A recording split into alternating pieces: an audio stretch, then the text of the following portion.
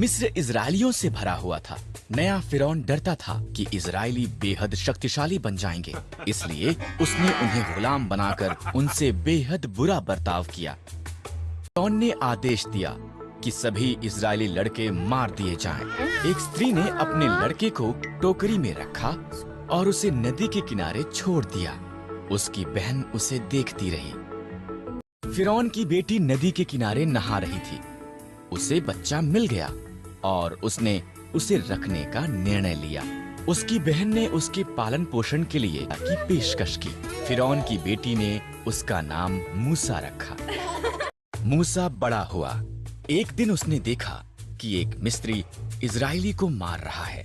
मूसा ने मिस्री को मार दिया और मिद्यान को भाग गया और 40 साल तक एक चरवाहा होकर रहा। मूसा होरब पर्वत पर अपनी भेड़ों की निगरानी कर रहा था। परमेश्वर की आवाज एक जलती झाड़ी से बोलने लगी, मूसा, मेरे लोग कष्ट में हैं। मैंने उन्हें आजाद कराने के लिए तुझे चुना है। मैं नहीं कर सकता, मूसा ने जवाब दिया। मैं तुम्हारी सहायता करूंगा, परमेश्वर ने वादा किया। अपनी लाठी नीचे फेंक। मूसा ने किया।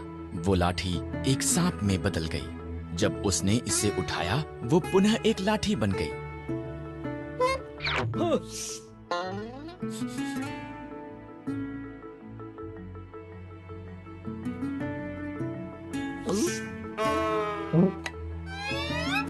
अपना हाथ ढांप ले, परमेश्वर ने कहा। मूसा ने ऐसा ही किया। उसने देखा ये रोग से भर गया था।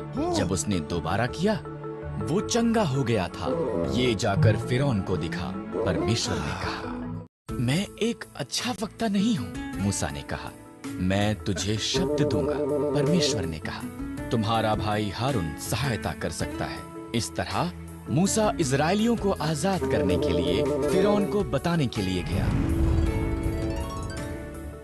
मूसा और हारून ने फिरौन से कहा, इजरायलियों का परमेश्वर कहता है कि तुम उसके लोगों को जाने दो, नहीं तो बुरी बातें तुम्हारे साथ होंगी। पर फिरौन ने उनकी नहीं सुनी।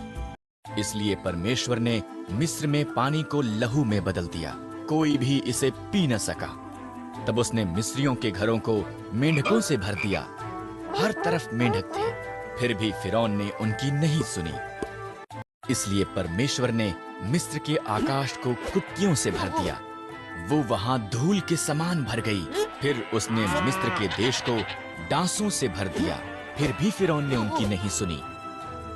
इसलिए परमेश्वर ने मिस्र के जानवरों को मार दिया।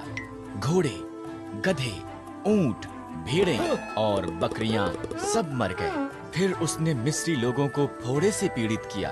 फिर भी फिरौन ने उनकी नहीं सुनी। परमेश्वर ने मिस्र की फसल का नाश करने के लिए ओलों की वर्षा भेजी। उनकी जौ और सन्न की फसल नष्ट हो गई। तब उसने बचे हुए फल को खाने के लिए टिड्डियां भेजी। फिर भी फिरौन ने उनकी नहीं सुनी। इसलिए परमेश्वर ने देश में अंधकार भेजा। फिर भी फिरौन ने उनकी नहीं सुनी। परमेश्वर ने कहा, मैं मिस्र में प्रत्येक पहिलौठों को मार दूंगा और सभी पशुओं के पहिलौठों को भी। मेरे लोग एक मेमने को मारें, उसे खाएं और उसके लहू को उनके द्वार की चौखट पर लगाएं। मैं लहू को देखूंगा और उनके घरों को छोड़ दूंगा। उनके बच्चे नहीं मरेंगे।